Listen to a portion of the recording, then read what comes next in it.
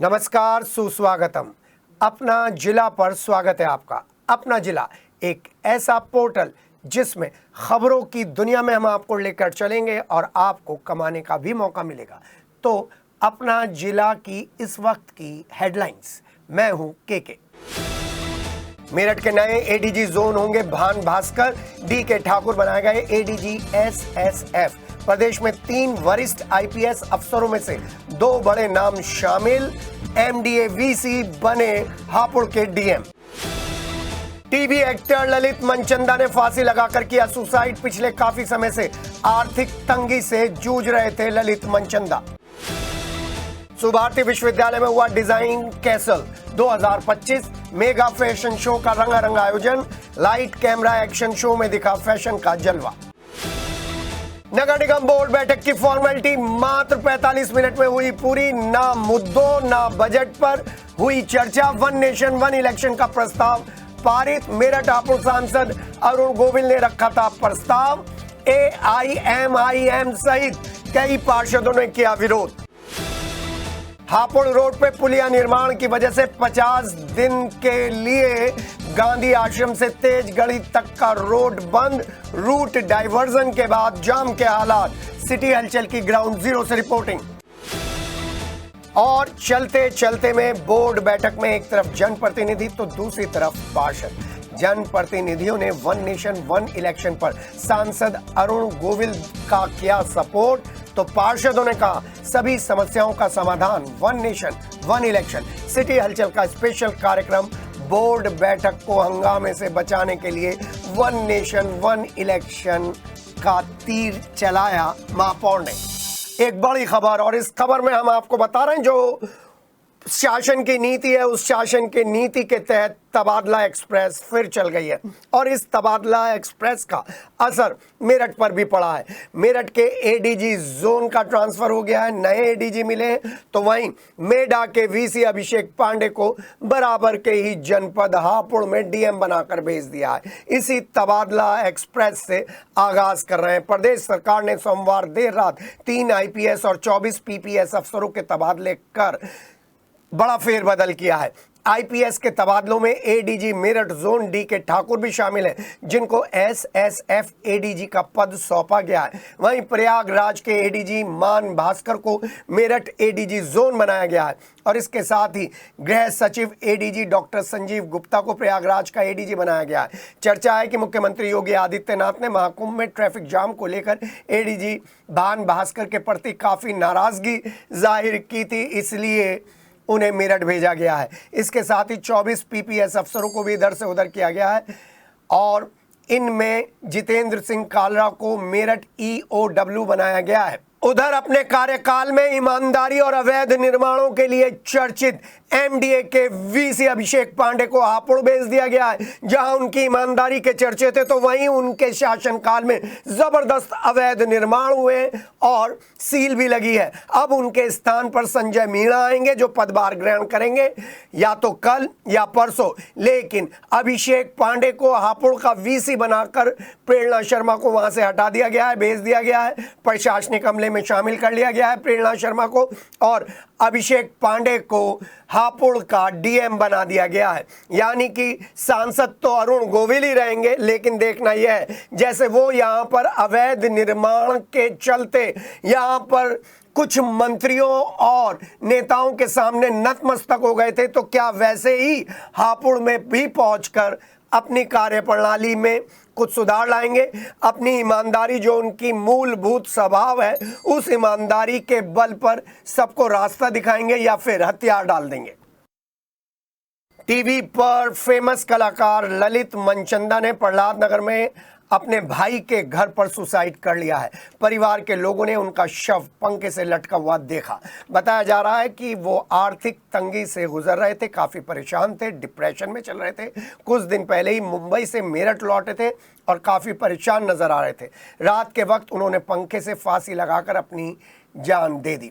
सुबह परिवार के लोग जब उनके कमरे में पहुंचे तो उनका शव पंखे से लटका हुआ मिला। सूचना मिलते ही लिसाड़ी गेट थाना पुलिस मौके पर पहुंची और शव को पोस्टमार्टम के लिए भिजवा दिया है। पुलिस परिजनों से पूछताछ करने में जुटी हुई है। फिलहाल तो आर्थिक तंगी का एंगल ही सामने आ रहा है। सुसाइड नोट के बारे में पुलिस ने कुछ नहीं बताया है। स्वामी विवेकानंद सुभारती विश्वविद्यालय ने Nandlal Bose Subharti college of fine arts and fashion design के फैशन और टेक्सटाइल डिज़ाइन विभाग द्वारा डिज़ाइन कैसिल 2025 का मेगा फैशन शो का रंगारंग आयोजन किया। मुंबई, दिल्ली, गुरुग्राम, नोएडा और आसपास के क्षेत्रों के मॉडल्स ने, जो स्टूडेंट भी हैं, रैंप पर फैशन का अपना टैलेंट दिखाया। फैशन शो की थीम फ्यूजन फिएस्टा ने छात्रों की प्रतिभा को और जीवंत कर दिया। उनके अभिनय का प्रदर्शन मंच पर देखने को मिला।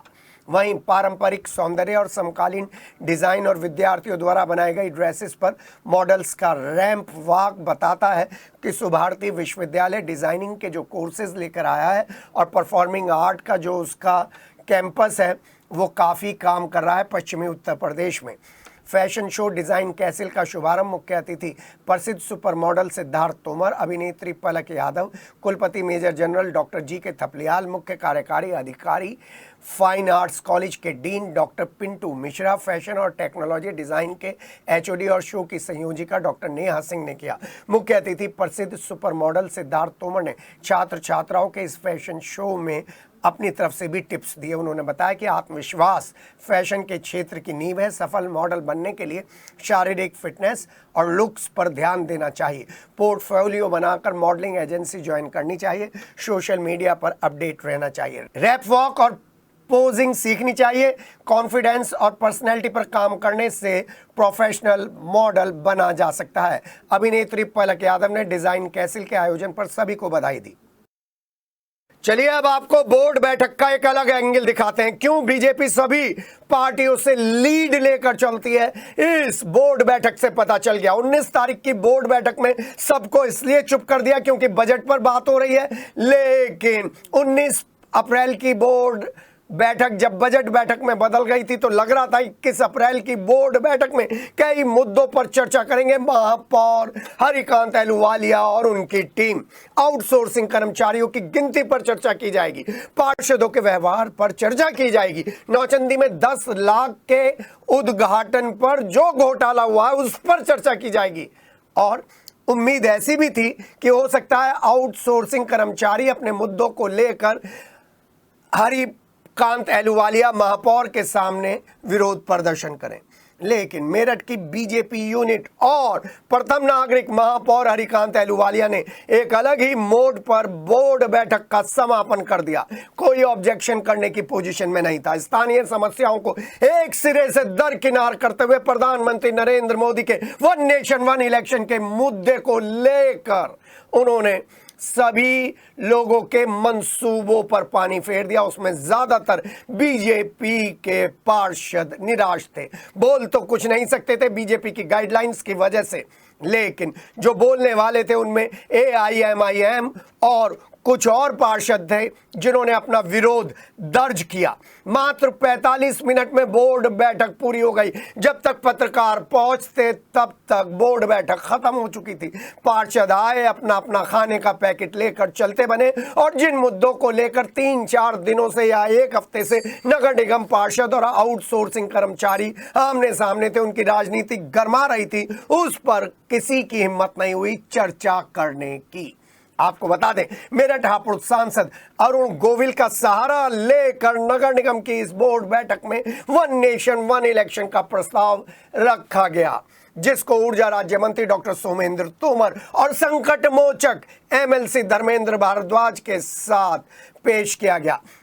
महापौर हरिकांत अहलूवालिया की उपस्थिति में सभी पार्षदों ने सर्वसम्मति से इसे पारित कर दिया और उसके बाद वन नेशन वन इलेक्शन पर जनमत मनाने के लिए जो प्लेटफॉर्म उन्होंने चुना था वो प्लेटफॉर्म का पटाक्षेप कर दिया गया। सभी पार्षद दबे मुंह से यही बात कहते हुए नजर आए, क्या इतने सारे महत्वपूर्ण मुद्दों में ये मुद्दा इतना महत्वपूर्ण हो गया कि बैठक में मुद्दों के बारे में बात ही नहीं हुई, या फिर टकराव बचाने के लिए चाल चली गई है। मैं एक बार फिर बोल दूं, टकराव बचाने के लिए चाल चली गई है, ये भी चर्चा थी। फिलहाल नगर निगम के तमाम अधिकारी, कर्मचारी और महापौर हरिकांत अहलूवालिया समेत तमाम पार्षदों ने बोर्ड बैठक खत्म होने पर चैन की सांस ली। राष्ट्रगान के साथ बोर्ड बैठक का समापन हो गया। सबने खाने के पैकेट पकड़े और अपनी अपनी गाड़ियों में मोटरसाइकिल पर बैठकर चुपचाप दबे मन से, टूटे हुए दिल से अपने अपने क्षेत्र में पहुंच गए।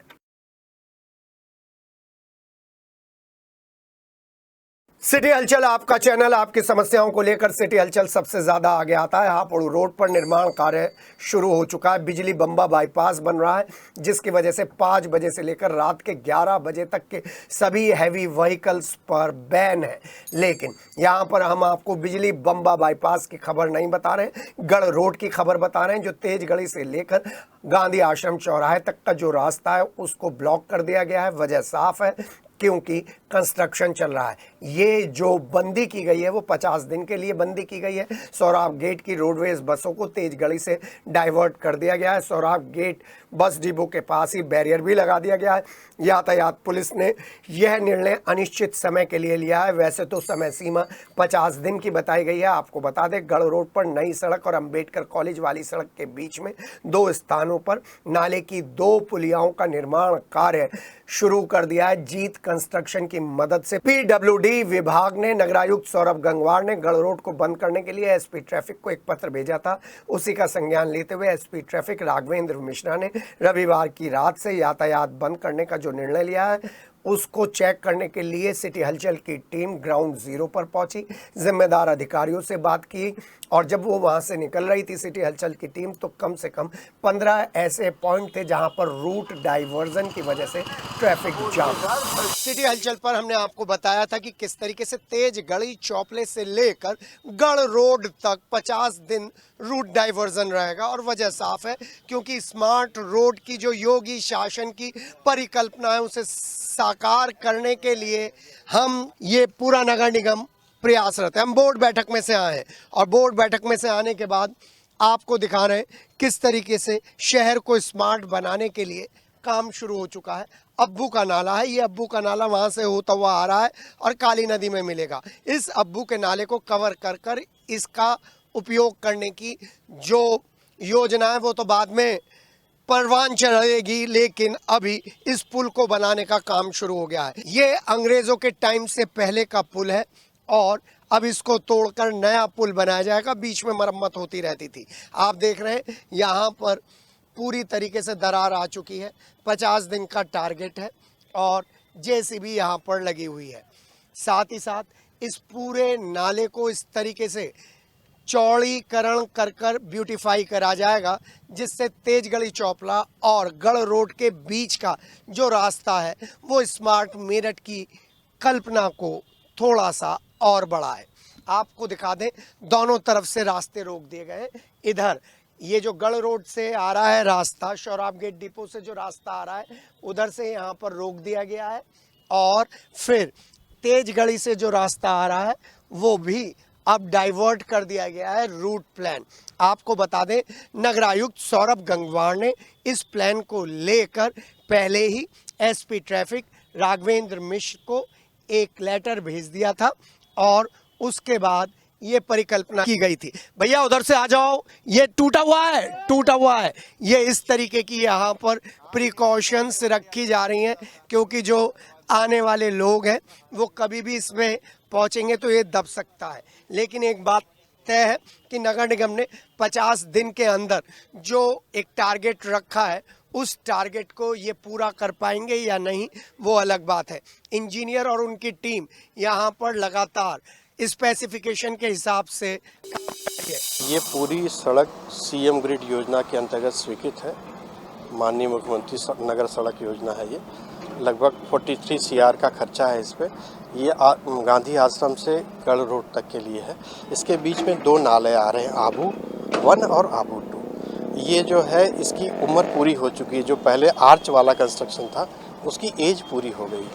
तो इसको चौड़ा भी करना है और बाकी सारी यूटिलिटी वगैरह सब शिफ्ट करके अंडरग्राउंड कर देना है, यानी आधुनिकतम स्वरूप के हिसाब से इसको डिज़ाइन करना है। इसमें सेंटर मीडियन भी हमारा चौड़ा हो जाएगा। तो उसी क्रम में इस पुलिया पे हमारा डे नाइट काम चल रहा है, इसलिए पब्लिक को थोड़ी सी जनसाधारण को परेशानी हो रही, डाइवर्जन दे रखा हमने। उम्मीद है कि 2 महीने, 1.5 महीने, 2 महीने में उसको कंप्लीट कर लें। अभी तो हमारा फोकस इस पे है कि पुल जल्दी बना के पब्लिक का आवागमन रिलीव कर दें। इसके बाद वो भी प्रपोजल्स हमारे पाइपलाइन में है, नालों को पक्का करके उसको ड्रेन ऑफ करना, एसटीपी के साथ ट्रीट करके पानी आगे बढ़ाना। वो बड़े प्रोजेक्ट्स हैं, वो पाइपलाइन में हैं और वो प्रगति पर हैं। उम्मीद है कि अगले वित्तीय वर्ष तक वो भी सेंक्शन हो जाएंगे। चूँकि योजनाएं बड़ी हैं तो चरणबद्ध रूप से इसको कर रहे हैं कि पब्लिक को एकदम से परेशानी ना आए, तो एक एक चीज़ें सेटल कर रहे हैं। ऐसी सीएम ग्रिड की 8 रोड जो है सड़कें स्वीकृत हैं और उस पर काम तेज़ी से चल रहा है। इस वित्तीय वर्ष में भी 4-5 सड़कें हमारी जा रही हैं। तो सबसे पहले पब्लिक का वास्ता जो 12 महीने में सड़क से रहता है उसको हम दुरुस्त करने की कोशिश में है। आपसे भी अनुरोध है, सिटी हलचल आपसे अनुरोध करता है कि अगर आप तेजगढ़ी चौपला जा रहे हैं तो आप अपना रूट डाइवर्जन प्लान माइंड में लेकर घर से चलें। अगर चौपहिए पर चल रहे हैं, कार से आ रहे हैं, तो 2 पहिए से आएँ, क्योंकि यहाँ पर अभी 50 दिन यही हाल रहने वाला है। अपने सहयोगी संजय के साथ के तेजगढ़ी चौराहे के पास आबू के नाले पर पुल पर ग्राउंड जीरो पर मैं हूँ के और मेरे साथ हैं संजय। मवाना की तहसील की पार्किंग किसकी शय पर चल रही है? राज्य मंत्री दिनेश खटीक के क्षेत्र में अवैध पार्किंग? जी हाँ, यही मैं आपको बताने जा रहा हूं। अधिकारी ड्यूटी के प्रति लापरवाह है या उन पर एक फोन आ जाता है जब भी वो अवैध पार्किंग हटाते हैं किसी माननीय का या किसी नेता का, तो क्या ये लापरवाही मवाना तहसील के अधिकारियों की है या मवाना तहसील के अधिकारी किसी राज्य मंत्री के दबाव में काम कर रहे हैं? ये चर्चा मवाना में कुछ अलग ढंग से चल रही है। हाँ, वहाँ पर वहाँ के जो विधायक हैं दिनेश खटीक बहुत कम वहाँ की समस्याओं को अपने संज्ञान में लेकर आते हैं। कभी तो वो कहीं और जाते हैं, कभी कहीं और जाते हैं, लेकिन मवाना में कम टाइम दे रहे हैं। फिलहाल तो तहसील में आने जाने वाले लोग इस मन माफिक और मन मर्जी के दाम वसूलने वाली अवैध पार्किंग के जंजाल से मुक्त होना चाह रहे हैं। हम आपको बता दें कि ये अवैध पार्किंग का जो अड्डा मवाना तहसील में बन गया है, वहाँ पर लोग काफ़ी परेशान हैं और जिम्मेदार अधिकारी आंखों पर पट्टी बांध कर बैठे हुए हैं। मवाना तहसील में एसडीएम कार्यालय, सीओ कार्यालय, रजिस्ट्रार कार्यालय, तहसीलदार कार्यालय, रिकॉर्ड रूम, उप कोषागार कार्यालय सहित दर्जनों महत्वपूर्ण सरकारी कार्यालय। इन कार्यालयों में प्रतिदिन हजारों की संख्या में लोग अपने कामों में आते हैं, लेकिन नियम कायदों की परवाह किए बगैर बेतरतीब तरीके से 2 पहिया वाहन सहित बड़ी बड़ी गाड़ियां पार्क कर देते हैं, क्योंकि वहां पर अवैध पार्किंग में खड़े हुए कुछ गुर्गे, किसके गुर्गे हैं? या तो वो राज्य मंत्री दिनेश खटीक बता सकते हैं या पालिका अध्यक्ष बता सकते हैं या दूसरे अधिकारी बता सकते हैं, वहां पर पैसे वसूलते हैं। अपना क्षेत्र छोड़कर दिनेश खटीक विधायक हस्तिनापुर इधर उधर की समस्याएं सॉल्व करते रहते हैं, लेकिन अपने क्षेत्र में अवैध निर्माण और अवैध पार्किंग से लोगों को निजात नहीं दिला रहे हैं। मेरठ छावनी परिषद ने जामुन मोहल्ला लाल कुर्ती में एक ऐसा क्षेत्र डेवलप कर रखा है जहां पर सिर्फ 3 शब्द हमारे दिमाग में आते हैं, वो है नरक, और अगर 3 शब्दों से आगे बढ़ोगे तो मौत का अखाड़ा या मौत का कुआं या मौत का मैदान या मौत का आंगन। पिछले 2 साल पहले नाली की पुलिया टूट चुकी थी, आज तक नहीं बनी है। जो लोग रोजाना यहाँ से गुजरते हैं वो मौत के बीच में से गुजर कर जाते हैं। छावनी परिषद मेरठ में जब से जाकिर हुसैन मुख्य अधिशासी अधिकारी बनकर आए हैं, तब से लोगों के लिए अपनी बात कहना मुश्किल हो गया है। जब से लाल कुर्ती के डॉक्टर सतीश कुमार शर्मा नामित सदस्य बने हैं, तब से लाल कुर्ती नरक का द्वार बन गया है, मौत का मैदान बन गया है, ऐसा लोगों का कहना है। जनहित के कार्यों की अनदेखी छावनी परिषद में बहुत बड़े स्तर पर हो रही है और उसकी अगुवाई कर रहे हैं डॉक्टर सतीश शर्मा, अधिकारी और कर्मचारी। ना ही पुलियाओं पर मुंडेरियां हैं, ना ही क्षेत्रों में सफाई व्यवस्था की जा रही है। बैठने के लिए इन सब अधिकारियों को और नामित सदस्यों को एसी मिला हुआ है, बढ़िया रूम मिले हुए हैं, जिसकी वजह से शायद ये लोग अपने ऑफिस से बाहर नहीं निकलते हैं। और ईमानदारी के बारे में तो हम क्या कहें, इनकी ईमानदारी और यहाँ के हालात दोनों एक दूसरे को मुंह चिढ़ा रहे हैं, क्योंकि जनता को कोई भी फायदा मिलता हुआ नजर नहीं आ रहा है। और छावनी परिषद का ये सीन हम आपको दिखा रहे हैं। सिटी की सरकार, सिटी का रिपोर्ट कार्ड, ग्राउंड जीरो से ग्राउंड जीरो पर कैंट का इलाका। कैंट के इलाके में गंदगी है या इलाका ही गंदा है, ये आप डिसाइड करिएगा। हम उन गरीब लोगों के साथ हैं जिनके यहाँ पर इस समय ना तो इज्जत घर है, शौचालय है, ना ही उनके घर के लोग स्वस्थ हैं और ना ही नल चल रहे हैं। इस पूरी एपिसोड पर एक विस्तृत रिपोर्ट सिटी की सरकार में, सिटी के रिपोर्ट कार्ड में, कैंट की सरकार में, कैंट के रिपोर्ट कार्ड में। ये रसोई 2025 के परिवार की है। ये रसोई उस स्थिति की है जब टैबलॉइड बंटते हैं। ये रसोई गंदे पानी में रसोई, और ये गंदे पानी में अगर रसोई देख लेंगे तो फिर आप वाकई रात भर सो नहीं पाएंगे। निकलने की बड़ी दिक्कत हो रही, बच्चे तक नहीं निकल सकते। वो तो क्या नाम, कोई कौन? सतीश शर्मा के मरा तो नहीं कोई। सतीश शर्मा यूं कहते हैं कि कोई मरा तो नहीं। हाँ, मरेगा नहीं तो फिर जब भी आएंगे वो, बताओ। कोई मरा तो नहीं तो कोई मरेगा तभी यहाँ पर आएंगे, ये हम नहीं कह रहे हैं, ये लोग कह रहे हैं। हमें घूम के आना पड़ रहा है। हम यहाँ पर खाना वाना सब बनाते, देखो कैसे बनाएंगे। किसी का कुछ रसोई नहीं बनी, कुछ नहीं बनी, तो घर के द्वार तो बनाएंगे। कितना मच्छर हो रही है, छोटे छोटे बच्चे कहाँ पर जाएंगे हमारे, यही तो खेले कूदेंगे। जब इतना भर रहा है तो कोई कैसे रहेगा। वोट तो हमने यही दिया था, क्या नाम, ये मन्नू को दिया था हमने। नहीं, बड़ा छोटा वोट जब विधानसभा के चुनाव हुए थे बीजेपी को दिया था, कांग्रेस? हाँ, उन्हीं को दिया था, बीजेपी को दिया था। क्या हुआ जी? ये कल मैं मिनी मेट्रो के अंदर आ रही थी, मेरी मिनी मेट्रो उसके अंदर पलट गई। मेरी बहुत चोट आई है, मेरे पति की बहुत चोट आई है, मेरे पूरे शरीर में गुम चोट आई है, मेरे पति के सारे हाथ पैरों में चोट आई है। सर, आपकी तरह कोई गरीब नेता आपने देखा है? गरीब नेता देखा है? देखा कोई जिसको वोट दिया है उसको नेता को गरीब देखा अब तो वो है डॉक्टर साहब, गरीब है वो। नौता गरीबी है, इस टाइम तो फकीर है वो। तो जब यहाँ कुछ नहीं करवा रहे, सुनते ही नहीं, फकीर से फकीर है, हमसे ज्यादा गरीब है वो। हम तो अमिता अग्रवाल के पास भी गए, डॉक्टर के पास भी गए। वोट ही नहीं देंगे, हम वोट ही नहीं देंगे। इस मोहल्ले में हम किसी नेता को नहीं घुसने देंगे। इस मोहल्ले में किसी नेता की एंट्री नहीं होने देंगे। गरीब भाग भाग के सारी पब्लिक जा रही है। 6 महीने पहले मैं भी गिरी हूँ, गाड़ी भी डूब गई। अभी 5-6 दिन पहले सांप की गाड़ी गिरी है। कैंट के विधायक से आप क्या कहना चाहते हैं? मैं उनसे ये कहना चाहती हूँ कि यहाँ की ये बाउंड्री हो जाए, ये पुलिया बन जाए, और इस तरह की गंदगी नहीं चाहती हूँ मैं बिल्कुल भी। अगर वो नहीं सुनना चाहते हमारी प्रयास, तो फिर हमारी ये योगी जी के पास भेजिए आप लोग गए हैं मुख्य अपने विधायक के पास? हम गए, क्या ही बार गए, हाथ जोड़ कर पैर छू करके हमारी बाउंड्री बनवा दो, पुलिया बनवा दो। कुछ नहीं कर सकता, हम कुछ नहीं कर सकते। कहता है मैं कुछ नहीं कर सकता, मैं हूँ नहीं। अब आप ऐसा मस्जिद और मंदिर बनाने से भी क्या फायदा? जो गरीब की हाई निकल रही है वो मस्जिद और मंदिर से आपकी पूरी नहीं होगी।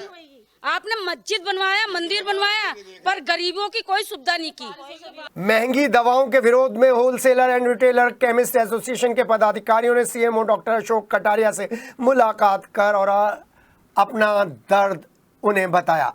एसोसिएशन के पदाधिकारियों का कहना था कि डॉक्टर्स अपने पर्चे पर अपनी ही कंपनियों की दवाइयां लिख रहे हैं, जो या तो उनके आसपास के क्लिनिक पर मिलती हैं, उन्हीं के नर्सिंग होम में मिलती हैं, जिससे मरीज परेशान होते हैं और महंगी दवाई लेने को मजबूर होते हैं।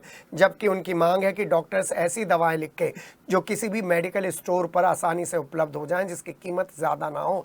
और ये जितने भी डॉक्टर्स हैं वो प्रधानमंत्री नरेंद्र मोदी की दवाइयों को लेकर जो मुहिम उनकी चली थी, जिसमें जेनरिक दवाइयां थी, सस्ती दवाइयां थी, उसको पलीता लगा रहे हैं।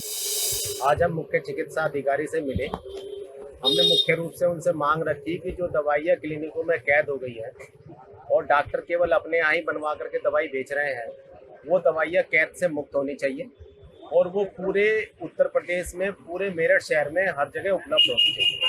अगर दवाइयाँ उपलब्ध होंगी तो उससे मरीज का शोषण होने का चांस 0 हो जाएगा और उससे सहूलियत बढ़ जाएगी। और इसमें जो भारत सरकार का एक सपना है, उत्तर प्रदेश सरकार का सपना है कि रोजगार की बढ़ोतरी होनी चाहिए और सबको रोजगार मिलना चाहिए, उससे लोगों का रोजगार भी बढ़ेगा। क्योंकि आज की डेट में डॉक्टर ही पर्चा लिख रहा है, डॉक्टर ही दवाई बेच रहा है और डॉक्टर ही अपने यहाँ सारे के सारे टेस्ट कर रहा है।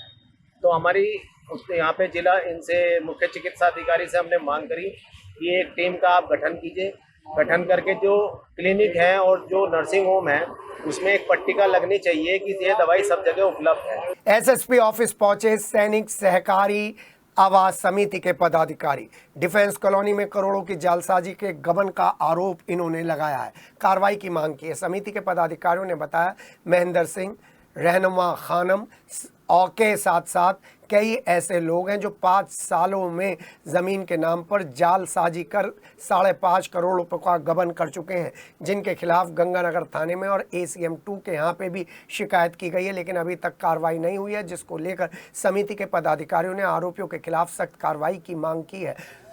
ये सैनिक सहकारी आवास समिति, जिसमें करीब 10-12 करोड़ का घोटाला जांच में कम पकड़ा गया, तो उसमें रिकवरी के रिकमेंडेशन हुई है 5,47,63,561 की। वो रिपोर्ट देने आया था और ये भी बताने आया था कि ये घोटाला कैश में जाएगा तो 20 करोड़ तक। मनी लॉन्ड्रिंग भी इसमें हुई है और पुलिस की फेलियर की वजह से, क्योंकि पुलिस 4 साल से ओरिजिनल डॉक्यूमेंट बरामद नहीं कर पाई, इसीलिए जो 10-11 करोड़ का घोटाला वो मात्र 5.5 करोड़ तक सिमट कर रह गया। NAS डिग्री कॉलेज में तीसरे भगवान परशुराम जयंती कार्यक्रम का आयोजन किया गया, जिसमें छात्रों ने भगवान परशुराम जी की तस्वीर कॉलेज के प्राचार्य मनोज अग्रवाल और कॉलेज के स्टाफ को भेंट की। कार्यक्रम में मुख्य अतिथि भाजपा नेता कमल दत्त शर्मा थे और कार्यक्रम के मुख्य आयोजकों के साथ इन सब लोगों ने परशुराम जी की मूर्ति पर फूल मालाएं चढ़ाई और ब्राह्मण समाज से जुड़े लोगों ने बताया 30 अप्रैल को निकलने वाली भगवान परशुराम जी की शौर्य यात्रा में ज़्यादा से ज़्यादा ब्राह्मण परिवार शामिल होंगे और कमल दत्त शर्मा ने ब्राह्मण समाज की एकजुटता के लिए प्रयास करने का आह्वान किया। कृपया करके 2 मिनट स्टेज पर आ जाएं, सभी के ग्रुप फोटो। भगवान परशुराम जी के जन्मोत्सव पर जो शौर्य, सभी यात्राओं को बढ़ चढ़ कर हिस्सा लेंगे और अपने कॉलोनी में से। और ये आज हमारा 21 तारीख को भगवान श्री परशुराम जन्मोत्सव के उपलक्ष्य में हमने कार्यक्रम आयोजित करा है। इस कार्यक्रम में हम भगवान श्री परशुराम जी की तस्वीर पे फूल मालाएं अर्पण करके उनको सम्मान करेंगे और फिर ये हम तस्वीर अपने कॉलेज के मैनेजमेंट को भेंट करेंगे। आज का जो कार्यक्रम है वो भगवान परशुराम जी का जन्मोत्सव मनाना चाहते थे सभी, तो भगवान परशुराम जी का जन्मोत्सव का कार्यक्रम आज किया जा रहा है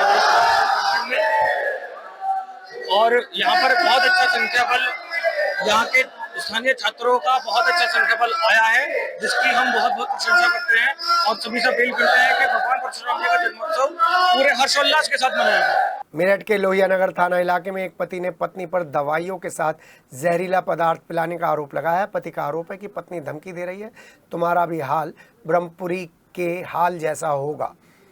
गंभीर हालत होने पर पति को अस्पताल में भर्ती कराया। इस मामले में पुलिस को तहरीर दे दी गई है। लोहियानगर के 100 फुटा रोड बजोट के रहने वाले नदीम ने अपनी पत्नी पर आरोप लगाया है कि उसके शाहिद नाम के व्यक्ति से अवैध संबंध है, उसकी जान को खतरा बना हुआ है। पत्नी मंजू ने दवाइयों के साथ जहरीला पदार्थ दे दिया है। नदीम का आरोप है कि बार बार ब्रह्मपुरी कांड की धमकी उसकी पत्नी देती है, जैसे नीले ड्रम में पति के टुकड़े कर भर दिया गया था, तुम्हें भी ऐसे ही मार दूंगी। नदीम का अस्पताल में इलाज चल रहा है। नदीम के जीजा शाहिद ने लोहियानगर थाने में मुकदमा दर्ज कराने की तहरीर दे दी है। मेरे साथ ये हुआ, मेरी घरवाली से का शाहिद नाम के लड़के से चक्कर चल रहा है और मुझे वो धमकी देती है। जब से वो कांड हुआ माधेपुरम वाला, ड्राम की धमकी देती थी, ड्राम में बंद करा के तेरे ड्राम में वो करा दूंगी, ये जान से मरवा दूंगी। अब उसने जो है मुझे दवाई में जहरीला पदार्थ दे दिया। भवाना थाना क्षेत्र के डिकौली रोड पर मंचलों ने युवतियों का निकलना परेशान कर रखा है, क्योंकि भवाना के हालात बहुत ही खतरनाक है। भवाना हस्तिनापुर में भूमाफिया सक्रिय हैं और अब युवतियों का निकलना मुश्किल हो गया है। मंचलों को मौके पर ही पकड़कर जमकर धुनाई कर दी जाती है। भारतीय किसान यूनियन इंडियन के बैनर तले पदाधिकारी और सदस्यों के साथ कमिश्नरी चौराहे पर धरना प्रदर्शन किया। थाली चम्मच बजाते हुए केंद्र सरकार के खिलाफ धरना प्रदर्शन करते हुए इन्होंने अपनी मांगों का एक ज्ञापन सौंपा। यूनियन के राष्ट्रीय अध्यक्ष ने कहा, देश में जो सरकारें चल रही हैं उनसे किसान, युवा और मजदूर काफ़ी परेशान हैं। किसानों की और मजदूरों की किसी भी बात की सुनवाई नहीं हो रही है। 80% से ज़्यादा युवा बेरोजगार हैं और बर्बाद हैं। जो देश में सरकारें चल रही हैं, किसान, युवा, मजदूर की एक दुश्मन है सरकार। बिल्कुल कोई किसान का सुनवाई नहीं हो रही, युवा की सुनवाई नहीं हो रही। युवा बर्बाद होगा, 80% युवा देश में बर्बाद है। तो हमारे देश के प्रधानमंत्री ने जब कोरोना आया था कहा था कि थाली चम्मच बजाओ, क्योंकि एक नया ड्रामा काट के लाते हैं ये। उस थाली चम्मच से कोरोना भाग जाएगा। हम भी कह रहे हैं थाली चम्मच लेकर आए सब किसान मजदूर, थाली चम्मच बजाओ और बीजेपी को भगाओ, किसान बचाओ, संविधान बचाओ, युवा बचाओ। परतापुर थाना क्षेत्र के बूढ़ बराल गांव में लगभग 2 हफ्ते पहले उद्योगपति इरफान की पैसों के लेन देन के चलते गांव के ही रहने वाले जावेद ने अपने एक साथी के साथ मिलकर हत्या कर दी थी। खुलासा पुलिस ने कर दिया था। जावेद और उसके साथी को गिरफ्तार कर जेल भेज दिया गया था। सोमवार दोपहर जब हत्या आरोपी का छोटा भाई रियाज और पिता शकील दिल्ली रोड स्थित अपनी दुकान खोलने के लिए पहुंचे तो वहां मृतक सलीम के परिजन भी पहुंच गए और लोहे की रॉड और डंडे से पिता पुत्र की जमकर पिटाई कर डाली। मृतक के परिजनों ने धमकी देते हुए कहा कि जावेद के परिजन या रिश्तेदार आसपास के क्षेत्र में दिखाई दिए तो उनकी खैर नहीं है। सोमवार को एसएसपी डॉक्टर विपिन ताड़ा ने एसएसपी कार्यालय का निरीक्षण किया। पुलिस ऑफिस पहुंचने पर पुलिसकर्मियों ने उन्हें गार्ड ऑफ ऑनर दिया, जिसके बाद एसएसपी डॉक्टर विपिन ताड़ा ने पुलिस ऑफिस के सभी कार्यालयों का निरीक्षण करते हुए फाइलों को चेक किया। एसपी देहात कार्यालय से लेकर वाचक कार्यालय, रिकॉर्ड रूम, गोपनीय विभाग समेत सभी विभागों के कार्यों को देखा और जरूरी दिशा निर्देश दिए। एसएसपी के निरीक्षण के दौरान एसपी देहात Rakesh Kumar Mishra, SP crime Avneesh Kumar, SP traffic Raghvendra Kumar Mishra समेत तमाम सीओ मौजूद थे।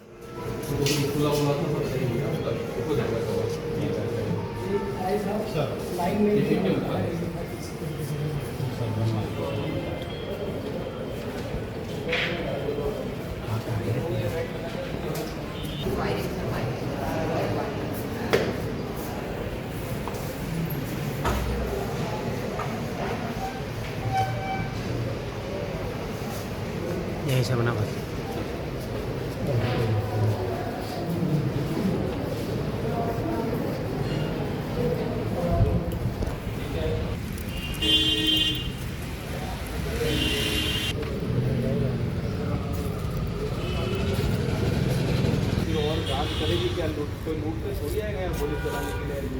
सीवीपीएस इंटीग्रेटेड स्टार कोर्स के विद्यार्थियों ने जेईई मेंस 2025 परीक्षा में उत्कृष्ट प्रदर्शन कर स्कूल और मेरठ शहर का नाम रोशन कर दिया है। विद्यालय परिसर में इस सफलता का जश्न मनाने के लिए सोमवार को भव्य सम्मान समारोह का आयोजन किया गया। मुख्य अतिथि के रूप में उपस्थित थे ऊर्जा राज्य मंत्री डॉक्टर सोमेंद्र तोमर।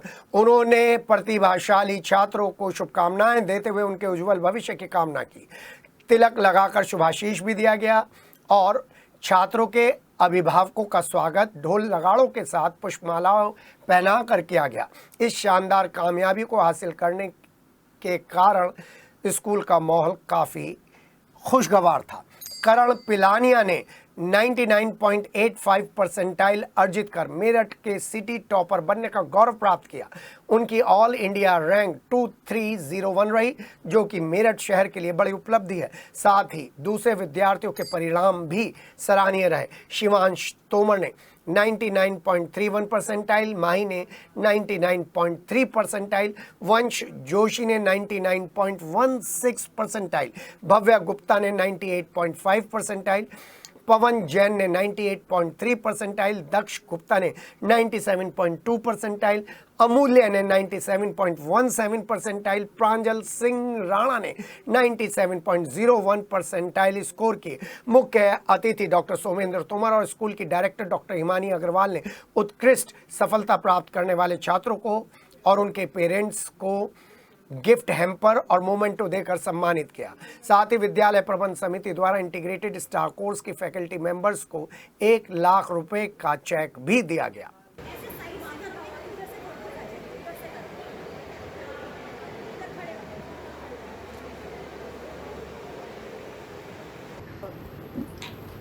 मेरे टीचर्स आर्यन भैया, principal sir, coordinator ma'am, here with a sense of pride and gratitude. So my journey of and they might be wondering that this great result, what is the secret behind this great result?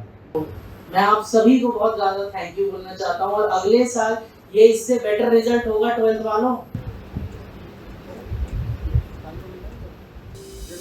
आज हमारे यहाँ star batch के integrated course के बच्चों का जो JEE main का result आया है उसमें उन्होंने एक्सेप्शनली परफॉर्मेंस दी है।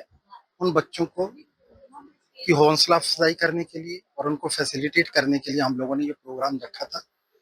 हमारे जो स्कूल से टॉपर आया है IIT जेई में करण पिलानिया, उसने 99.85 परसेंटाइल की है, जो कि शहर में सबसे बढ़िया है। उसने जेई मेन 2025 में धमाकेदार रिजल्ट प्रोड्यूस करे हैं। 35 बच्चों में से 15 बच्चे ऐसे हैं जो जेई एडवांस के लिए क्वालिफाई कर चुके हैं। मेरा टॉपर करण पिलानिया 99.85 परसेंटाइल उसकी है, साथ ही साथ उसकी ऑल इंडिया रैंक 2301 है। इसके अलावा शिवांश तोमर 99 परसेंटाइल के ऊपर है, माही अगेन 99 परसेंटाइल के ऊपर। कुल मिला के टोटल 15 बच्चे हैं जो स्कूल में रहते हुए ही बिना किसी कोचिंग के जिन्होंने मुकाम हासिल करा है। कांग्रेस के राष्ट्रीय प्रवक्ता रितु चौधरी बीजेपी पर हमलावर नजर आई। नेशनल हेराल्ड केस में ईडी के आरोप पत्र दाखिल करने पर उन्होंने कहा कि कांग्रेस को बदनाम करने की साजिश है, कांग्रेस से बदला लेने की साजिश है। बीजेपी ये जो साजिशें कर रही है वो सफल नहीं होगी। राहुल गांधी और सोनिया गांधी को बदनाम करना और लोगों के सामने इमेज खराब करना बीजेपी का उद्देश्य है, जबकि कोई ठोस सबूत हमारे नेताओं के खिलाफ उनके पास नहीं है। ईडी की रेड जितने भी नेताओं पर पिछले 10 सालों में पड़ी है वो या तो ज़्यादातर विपक्ष के नेता हैं या एनडीए का एक भी नेता कोई बता दे जिसके खिलाफ ईडी की कार्रवाई हुई है। पूरी तरह से हास्यास्पद है, पूरी तरह से फर्जी है और केवल कांग्रेस को घेरने का ये एक स्कैम है। इसके अलावा कुछ नहीं है, जिसमें ये पूरी तरह से फेल हो गए हैं और आगे भी इस तरह के प्रयासों में ये फेल हो। संघी जो है अंग्रेजों के तलवे चाट रहे थे, उनके जूते पॉलिश कर रहे थे, उनके जूते चाट रहे थे। जिस समय हमारे लोग जो है शहीद हो रहे थे, देश के लिए शहादतें दी जा रही थी, फांसी चढ़ रहे थे, लाठियां खा रहे थे और आंदोलन पे बैठे हुए थे आमरण अनशन तक, उस समय ये उनके अंग्रेजों के जूते चाट रहे थे। कंकरखेड़ा शोभापुर फ्लाईओवर के चारों तरफ रजवाए का पानी सड़कों पर कई फुट तक भर चुका है, जिसको लेकर कई बार शोभापुर के निवासी अपना विरोध प्रदर्शन कर चुके हैं। फिलहाल तो शोभापुर फ्लाईओवर के पास जाम की स्थिति बनी हुई है, लोगों को दिक्कतों का सामना करना पड़ रहा है। रोड क्षेत्र के रहने वाले कई लोगों ने रजवाए की सफाई न होने से इस समस्या का कारण बताया है और पुलिया बनाकर तो खड़ी कर दी है, लेकिन सफाई नहीं होती है। कूड़ा इकट्ठा होता रहता है और जब रजवाई की सफाई नहीं होती और उसमें पानी छोड़ दिया जाता है तो सारा पानी सड़कों पर आ जाता है, जिसकी वजह से घरों को भी, लोगों को भी परेशानी उठानी पड़ती है। सिंचाई विभाग की लापरवाही लोगों ने यहाँ पर दिखाने की कोशिश करी है। हमारे मोदी जी का मिशन है कि स्वच्छ भारत मिशन, तो क्या यही स्वच्छ भारत मिशन बनाएगा ये प्रशासन? ये सिंचाई विभाग की घोर लापरवाही क्या इसे स्वच्छ भारत मिशन बनाएगी? क्या यही योगदान है सिंचाई विभाग के अधिकारियों का स्वच्छ भारत मिशन बनाने में? हमारे मोदी जी की कितनी मेहनत है, वो किस तरीके से देश को मतलब सींच के ला रहे हैं और ये अधिकारी जो है झक मारते हैं बैठते हैं, फ्री की तनख्वाह पड़ रहे हैं। और सिटी हलचल का विशेष कार्यक्रम, और सिटी हलचल के विशेष कार्यक्रम में उन खबरों को हम अलग एंगल से दिखाते हैं जो खबरें आपको सोचने के लिए मजबूर करती हैं कि जब 2027 में वोट डालने जाएं तो क्या सोच कर जाएं। 2 खबरें अभी पहले दिखाई हैं, ऐसे ही अब हम आपको नगर निगम की बोर्ड बैठक में लेकर चल रहे हैं। केवल एक ही मुद्दे पर आधारित होनी चाहिए नगर निगम की बोर्ड बैठक, या कितने ही मुद्दों को आप दरकिनार कर लीजिए, इस पर बहस बनती है, चाहे जितनी बहस करिए। लेकिन नगर निगम की ये बोर्ड बैठक तो उसी तरीके से चलेगी जिस तरीके से रात को बोर्ड बैठक से पहले डिसाइड किया जाएगा। और रात को बोर्ड बैठक से पहले डिसाइड किया गया कि वन नेशन वन इलेक्शन पर बोर्ड प्रस्ताव रखा जाएगा, उसको मना करने वालों का विरोध किया जाएगा। तो कैसे रखा जाएगा ये बोर्ड में प्रस्ताव, इसके लिए चुना गया मेरठ हापुड़ के सांसद अरुण गोविल को। मेरठ हापुड़ सांसद अरुण गोविल के प्रस्ताव को ऊर्जा राज्य मंत्री डॉक्टर सोमेंद्र तोमर ने, एमएलसी धर्मेंद्र भारद्वाज ने और महापौर हरिकांत अहलूवालिया ने ध्वनि मत से पास करा दिया और बड़ी सफलता बताई और बताया कि वन नेशन वन इलेक्शन क्यों आज की जरूरत है। सुनिए अपने जनप्रतिनिधियों से इस मुद्दे पर उनके विचार। जनप्रतिनिधि कौन कौन है? सबसे पहले मेरठ हापुड़ के सांसद अरुण गोविल। दूसरे नंबर पर कौन है? दूसरे नंबर पर है एमएलसी डॉक्टर धर्मेंद्र भारद्वाज। तीसरे नंबर पर है ऊर्जा राज्य मंत्री सोमेंद्र तोमर। और इसमें महापौर ना हो ऐसा कैसे हो सकता है? महापौर हरिकांत अहलूवालिया भी हैं। इन चारों से हमने बात की और अपने ढंग से पूछने की कोशिश करी वन नेशन वन इलेक्शन का मुद्दा इस नगर निगम की बोर्ड की बैठक में क्यों डिस्कस हुआ।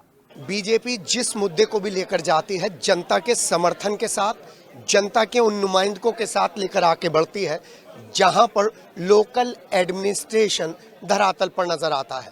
मेरठ के सांसद अरुण गोविल ने एक प्रस्ताव रखा और उसके बाद इस सदन में जो नगर निगम का सदन है उसमें ध्वनि मत से वो पारित हुआ। हाँ, उस ध्वनि मत में कुछ अपोजिशन की आवाज भी आ रही थी।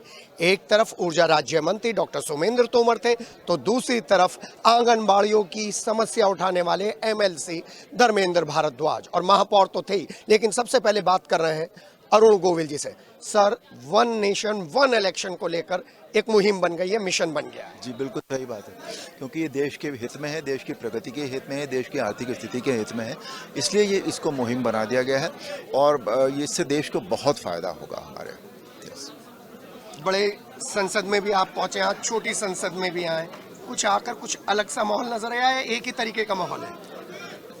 हमेशा ये होता है कि कुछ लोग किसी चीज़ों को पसंद नहीं करते हैं, कुछ लोग पसंद करते हैं, लेकिन यहाँ पर ऑलमोस्ट पूर्ण बहुमत के साथ ये पास हुआ है।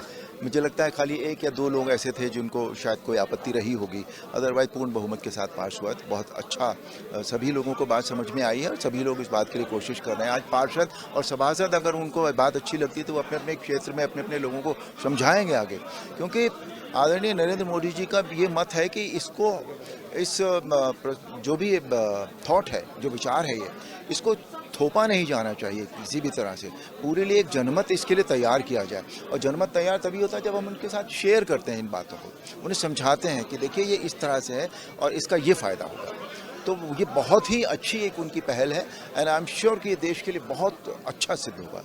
सर, बजट को लेकर, खर्चे को लेकर, सुरक्षा को लेकर 3 पैरामीटर्स पर वन नेशन वन इलेक्शन को लेकर डिबेट है। बिल्कुल सही बात है, खर्चा कम होगा ही होगा, क्योंकि बार बार जब होता है तो हर चीज़ फिर नए सिरे से तैयार करनी पड़ती है, तो तैयार करने में बहुत पैसे खर्च होते हैं और सबको पता है कि इलेक्शन में कितने पैसे खर्च होते हैं।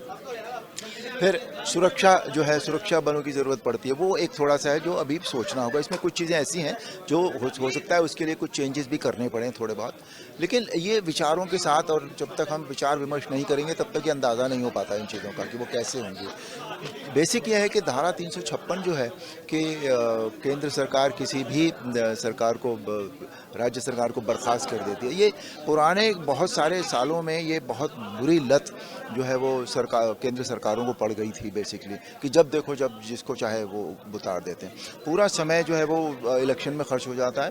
पहले आचार संहिता लग जाती है, फिर उसके बाद रिजल्ट आने में फिर 1 महीना चला जाता है, तो पूरे मतलब 3 महीने ऑलमोस्ट खर्च हो जाते हैं। वो 3 महीने जो राज्य की प्रगति में लगाए जाने चाहिए, देश के विकास में लगाए जाने चाहिए, वो बेकार हो जाते हैं, उसमें कोई काम नहीं हो पाता बिल्कुल भी।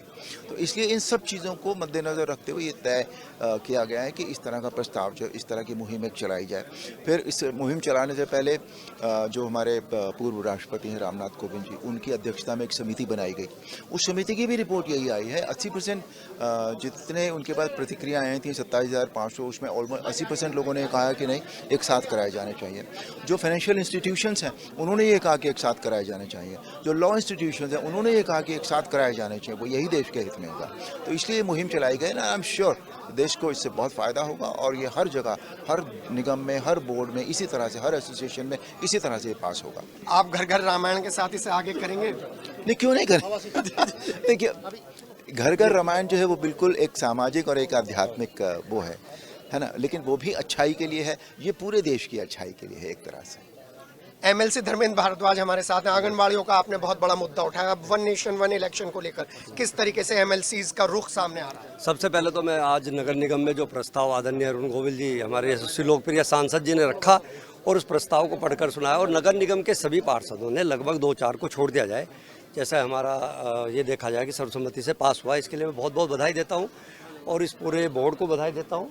और सबसे बड़ी बात यह है कि जिस तरीके से 2-4 लोगों ने विरोध किया, वो विरोध करने वाले लोग जिस मानसिकता के हैं उस मानसिकता को आप अच्छी तरीके से, वो क्या औरंगजेब की मानसिकता के हों, बाबर की मानसिकता के हों या पाकिस्तान की विचारधारा के हों, वही लोग इसका विरोध कर रहे हैं। आज देश के अंदर ऐसे इस कालखंड के अंदर मैं अपने आप को बड़ा सौभाग्यशाली मानता हूँ। क्या 356 हो, 3 तलाक हो, 56 हो, राम मंदिर का निर्माण हो, 3 तलाक, जितने भी आपके कानून पास हुए, वक्फ बोर्ड का कानून पास हुआ, ये एक देश की समृद्धि और आर्थिक स्थिति को सुधारने के लिए, इस देश को आगे बढ़ाने के लिए लगभग एक सदी 100 साल के आने वाले 100 साल का एजेंडा इस देश के माननीय प्रधानमंत्री मोदी जी ने बनाया है। और वो विकसित भारत के 2047 के सपने को पार करने के लिए और विकसित भारत के 2047 का सपना जो इस देश के समृद्ध लोगों को मिले, उसी के धारा में मैं अरुण गोविल जी को बहुत बहुत बधाई देता हूँ कि उनके द्वारा किया गया प्रस्ताव पास हुआ, और सभी बोर्ड के मेंबरों को बधाई देता हूँ। जय हिंद, जय भारत।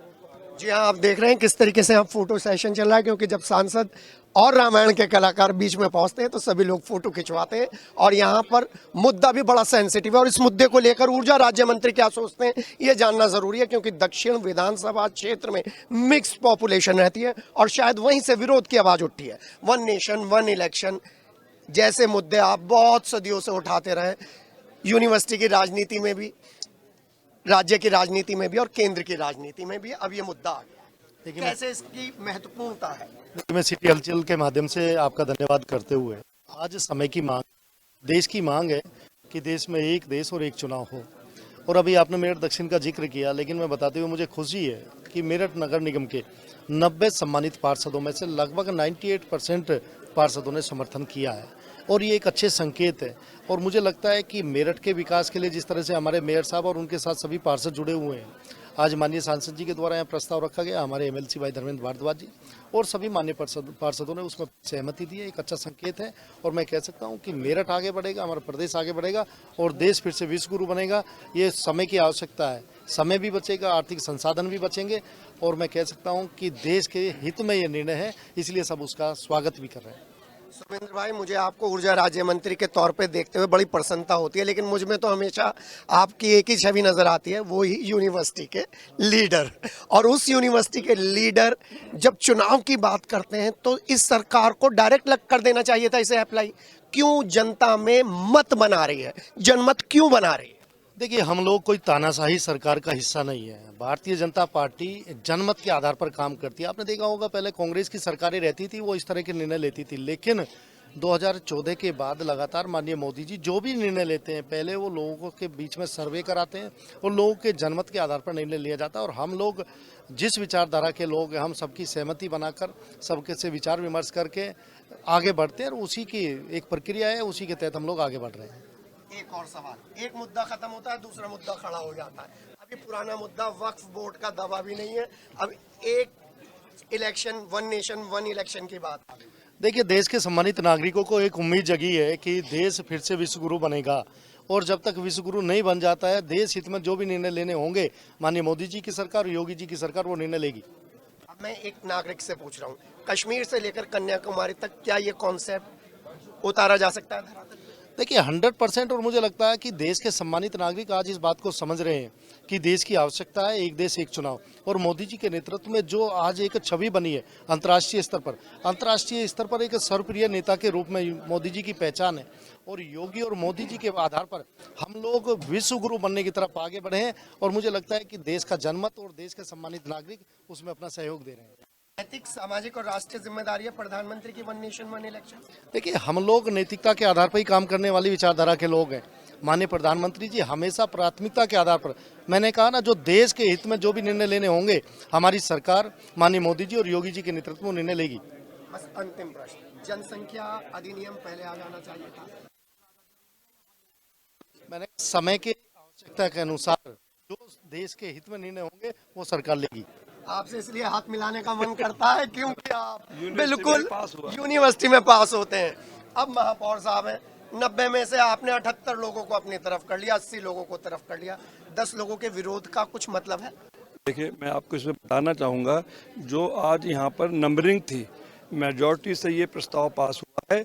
और हमारे 17 नगर निगम है हमारे पूरे उत्तर प्रदेश में, मगर हमारे लिए गर्व का विषय क्या है कि जो हमारे आदरणीय सांसद हैं वो सिर्फ एक सांसद ही नहीं, हमारे भारतवर्ष में उनकी एक छवि, अलग ही छवि है और एक बहुत बड़ा नाम है। तो हमारे लिए, बल्कि पूरे मेरठ महानगर, पूरे पश्चिम बेल्ट के लिए एक बहुत बड़ा संदेश है कि ये प्रस्ताव, पहली बात तो प्रस्ताव बहुत ज़बरदस्त है, बहुत बड़ा प्रस्ताव है, वन नेशन वन इलेक्शन। और ये प्रस्ताव हमारे आदरणीय सांसद श्री अरुण गोविल जी, हमारे राम जी ने रखा है। ये संदेश पूरे भारतवर्ष में जाने वाला है, क्योंकि राम जी का जो आज उन्होंने यहाँ बोला है, ये संदेश एक मेरठ महानगर, ये पूरे उत्तर प्रदेश और भारतवर्ष तक पहुँचेगा, आप देखना। और जहाँ तक आपने कहा 10 पार्षद नहीं, मात्र 3 पार्षद, 3 नहीं बल्कि 2 थे, एक और बैठ गए थे उस समय। हमारे मंत्री जी हैं, ये यूनिवर्सिटी में यहीं पढ़े और यहीं ये प्रस्ताव पास हो रहे हैं। ये सबको इनके बारे में अच्छे से पता है, इनके होते हुए सब चीज़ें पास वैसे ही हो जाती हैं। तो मेरा ये निवेदन है कि आज एक बहुत बड़ा संदेश गया है यहाँ पर, और ये प्रस्ताव इस मेरठ महानगर से अरुण गोविल साहब ने रखा था, ये एक बड़ा संदेश है। महापौर साहब, मैं आपसे पूछना चाह रहा हूँ, अगर ये प्रस्ताव टाउन हॉल में होता, ऐतिहासिक इमारत में होता, 1889 की बिल्डिंग में होता, तो उसके ज़्यादा मायने नहीं थे? देखिए बता रहा हूँ मैं आपको, वो इस समय वो बिल्डिंग क्षतिग्रस्त है, नंबर 1। दूसरा, ये पहली बात तो यूनिवर्सिटी है। मैं समझता हूँ कि इससे बड़ी जगह, इससे बड़ा संदेश, जहाँ हमारे छात्र शिक्षक होते पूरे समाज की सेवा करते हैं, और ये जहाँ पर हुआ है वो हमारे महापुरुष, युग पुरुष, परम श्रद्धेय अटल बिहारी वाजपेयी जी के नाम से, अटल सभागार के नाम से ये प्रसिद्ध है। तो इससे बड़ी जगह और क्या हो सकती है?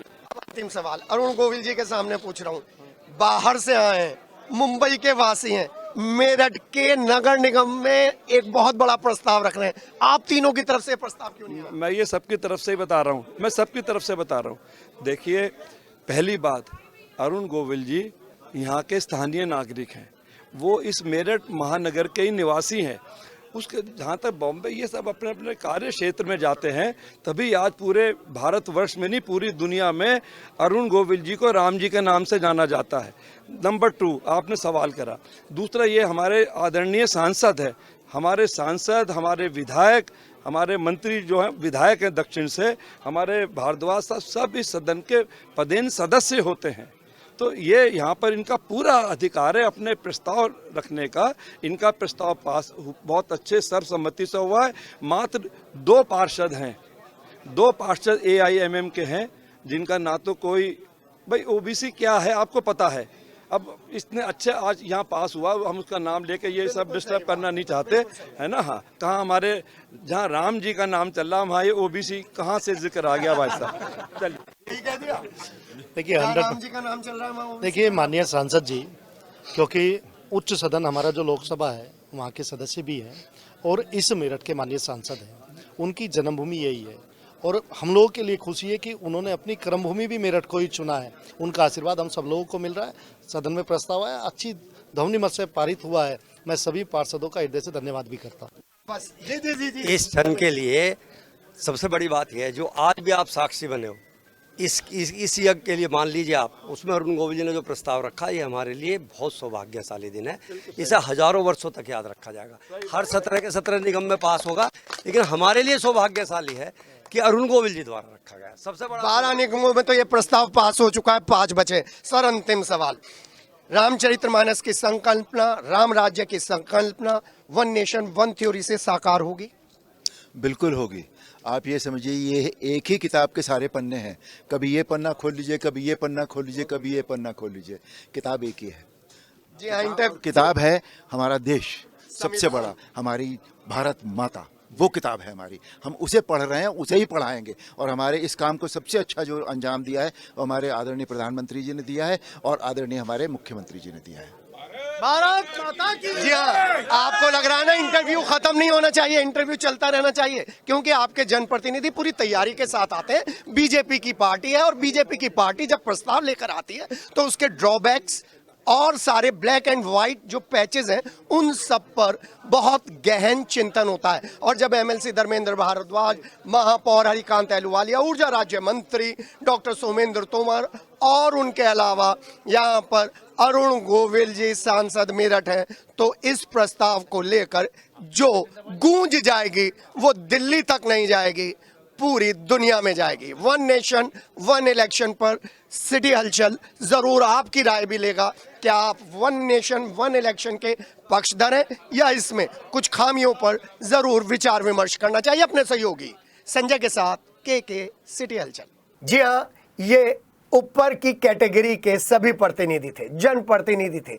इनसे बातचीत के बाद पार्षदों से तो बातचीत करना बनता है, क्योंकि पार्षदों के सामने एक इतनी लंबी लाइन खींची हुई है पार्टी गाइडलाइंस की। हाँ, जो विपक्ष के वो तो डिब्बे लेकर, खाने के डिब्बे लेकर निकल पड़े। पार्षदों से जो बीजेपी के पार्षद हैं, हमने उनमें से जो मिले उनको पकड़ा, उनसे बातचीत करी और जाना इतने सारे महत्वपूर्ण मुद्दों के बीच में वन नेशन वन इलेक्शन का मुद्दा कहां से आ गया, नगर निगम की राजनीति में इसकी क्या उपयोगिता है।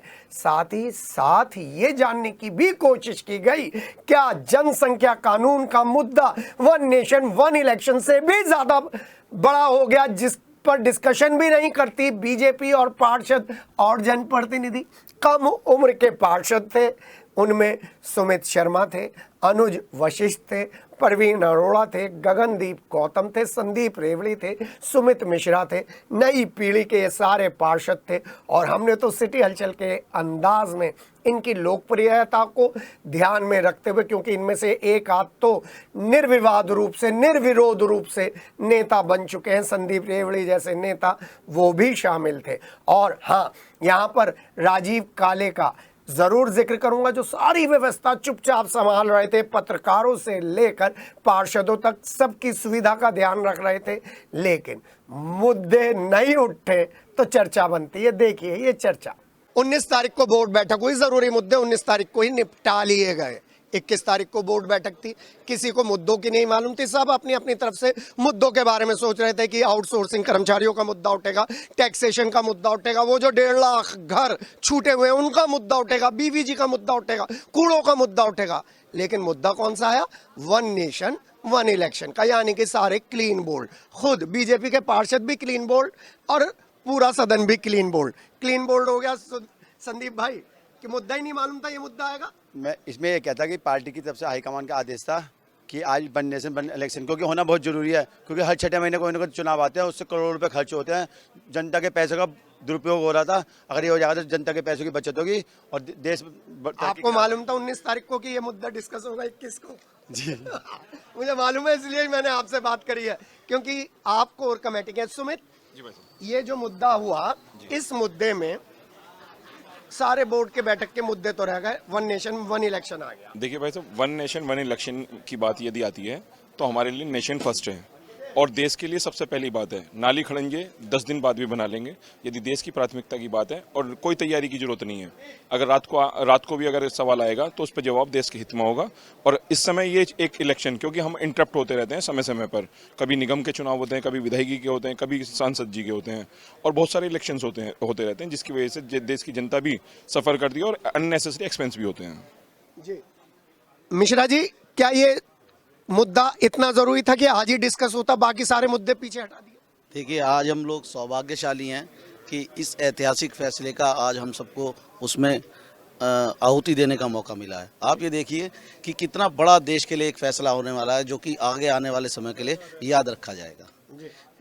बहुत बड़ा लाभ देश को मिलेगा, जो हम सब लोगों के सामने आएगा। वो दोनों तरीके से, समय, पैसा, हर चीज़ की बचत देश के लिए, जिसको विभिन्न योजनाओं में आगे देश हित के लिए लागू किया जा सकता है। इसको तो बाद में भी डिस्कस कर सकते थे या आज ही डिस्कस करना था? देश प्रथम, राष्ट्र प्रथम, इस भावना से काम करती है भारतीय जनता पार्टी। उनके लिए देश पहले है, चाहे वो किसी जाति, किसी समुदाय से बिलोंग करे।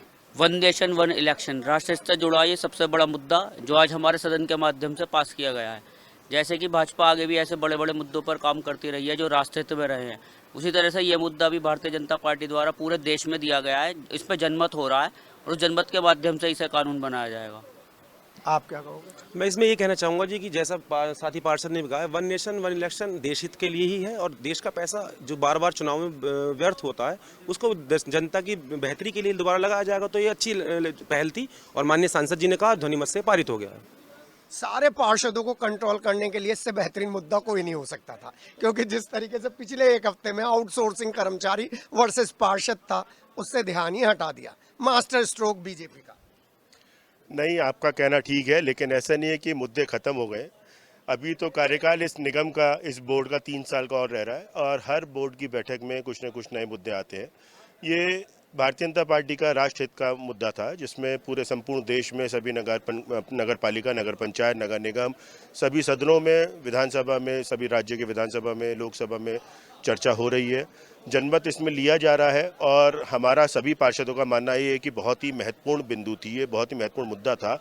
और जैसे कि भारतीय जनता पार्टी ने पहले 3 तलाक का मुद्दा किया, 370 धारा 370 का मुद्दा उठाया था, ऐसी ये भी एक देश हित के लिए, राष्ट्र हित के लिए एक बहुत बड़ी पहल है। और ये माननीय प्रधानमंत्री, आदरणीय प्रधानमंत्री नरेंद्र मोदी जी का विजन है, जो वो देख रहे हैं आगे आने वाले समय को देखते हुए जो उन्होंने निर्णय लिया है देश के हित के लिए, ये स्वागत योग्य है।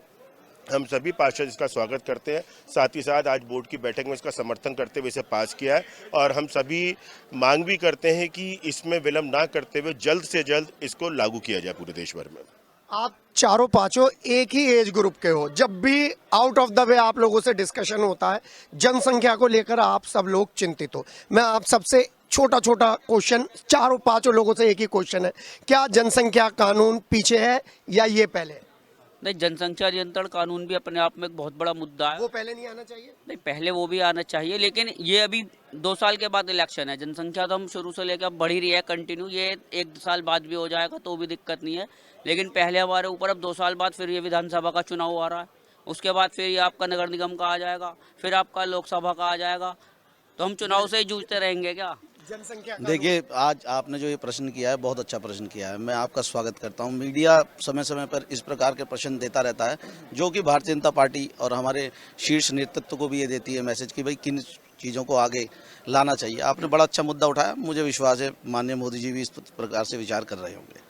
देखिए, जनसंख्या कानून जो है वो माननीय मोदी जी की, माननीय प्रधानमंत्री जी की जो एक विजन है कि देश हित में सभी कानूनों को धीरे धीरे पास किया जाएगा, तो कहीं ना कहीं वन नेशन वन इलेक्शन वाला जो कानून है इसके पास होते मुझे लगता है कि, आशा करता हूं कि प्रधानमंत्री जी जनसंख्या कानून पे भी तुरंत ही कोई ना कोई फैसला लेंगे और देश हित के लिए कार्य जरूर करेंगे। ये जो आपने जनसंख्या कानून की बात करी है, ये बिल्कुल ठीक बात करी है और इस विषय को लेकर देश में काफ़ी सामाजिक संस्थाएं, संगठन जो हैं इस पे लगातार प्रयास कर रहे हैं और मुझे उम्मीद है कि बहुत ही जल्दी माननीय प्रधानमंत्री जी इस मुद्दे को भी सदन में लाएंगे अपने और देश के सामने लेकर आएंगे और बहुत जल्दी ये भी हमारे को मिलेगा। जनसंख्या कानून पर भाई साहब इससे ही जोड़ देता हूं मैं इसको, क्योंकि वन नेशन वन इलेक्शन से क्या होगा कि हमें जो है, जो हमारे कानून पास होने में दिक्कतें आती हैं राज्यसभा में, विधानसभा से जो पास होते हैं उसमें दिक्कत होती है, क्योंकि कभी कभार इलेक्शंस की वजह से वेट करना पड़ता है। तो जब ये इलेक्शन सब एक साथ हो जाएंगे तो बाकी के जो कानूनों में जो इंटरप्शन आता है कि भाई हम अब ये राज्यसभा में भेजेंगे, फिर विधानसभा से पास होकर राज्यसभा में जाता है, फिर तो वो चीज़ें खत्म हो जाएंगी और एक सीक्वेंस में प्रॉपर्ली काम होने लगेगा। इससे हम 100 बीमारियों का इलाज ढूंढ रहे हैं, यदि हम पहले जनसंख्या पर बात करेंगे तो उसमें बहुत सारी जगह पर हमें समय समय पर परेशानियां आती हैं कि अभी जैसे 27 में अभी हमारे साथी पार्षद ने बताया वो चुनाव है, फिर 28 में चुनाव है ना, फिर होल्ड पे चले जाते हैं। एक बार सारे पूरे देश के चुनाव एक बार हो जाएंगे, फिर हमारा पूरा फोकस विकास पर, जनसंख्या नियंत्रण पर, हमारे जितने भी उच्च अधिकारी हैं और जो हमारे शीर्ष नेतृत्व हैं वो उसी पर ही काम करेगा। देश के अलावा और कोई सोच भी नहीं है इन लोगों के पास में। देश ही सबसे बड़ा है और देश के लिए ही समर्पित है। जी हाँ, ये जो बीजेपी की नई पीढ़ी है ना वो हमारे साथ थी। अब बीजेपी का सत्ता हस्तांतरण होगा और जब इन लोगों को और जिम्मेदारियां सौंपी जाएंगी तब ये जो पूरी कैडर है वो तैयार होगी। यही कैडर की कमी सपा और कांग्रेस में है, क्योंकि यहाँ पर विचार विमर्श चिंतन का जो दौर चलता रहता है वो इन सभासदों को नेता तो बना चुका है, लेकिन अब बड़ा नेता बनाएगा। विधायक के लिए तैयार करेंगे, सांसद के लिए तैयार करेंगे, राज्यसभा के लिए तैयार करेंगे। नीति निर्धारकों के तौर पर यही पीढ़ी आगे बढ़ेगी। यानी कि बीजेपी 100 साल पहले की समस्या अभी ढूंढ लेती है और यही प्रॉब्लम कांग्रेस और सपा में, कांग्रेस में, सपा में, बीएसपी में और दूसरी पार्टियों में इन मुद्दों को लेकर कभी चर्चा ही नहीं होती। उनके पास सिर्फ एक मुद्दा होता है कि ईवीएम हटाओ, देश बचाओ, मोदी हटाओ, देश बचाओ। और ये लोग देश बचाने के लिए अब 1 नेशन 1 इलेक्शन लेकर आ गए। वो अलग बात है कि हमने इनसे पूछने की कोशिश की कि जनसंख्या कानून 1 नेशन 1 इलेक्शन से कम इम्पोर्टेंट तो नहीं है। विचार आपके सामने थे। अपने सहयोगी संजय और वीडियो एडिटर संजय सीनियर के साथ के सिटी हलचल। अपना जिला आपका पोर्टल, 1 डिस्ट्रिक्ट 1 प्रोडक्ट को तो आप देख चुके हैं। अब अपना जिला आपके जिले के प्रोडक्ट को, आपके जिले के टैलेंट को, आपके जिले के कॉमर्शियल एक्टिविटीज़ को बहुत जल्द आपके सामने लेकर आ रहा है। तो अपना जिला पर आप सक्रिय योगदान दीजिए, समाचार भी सुनिए, अपने क्षेत्र की सारी सुविधाओं की चीज़ों की लिस्ट भी प्राप्त कीजिए और हमारा सहयोग करिए। हमें दीजिए इजाज़त। नमस्कार।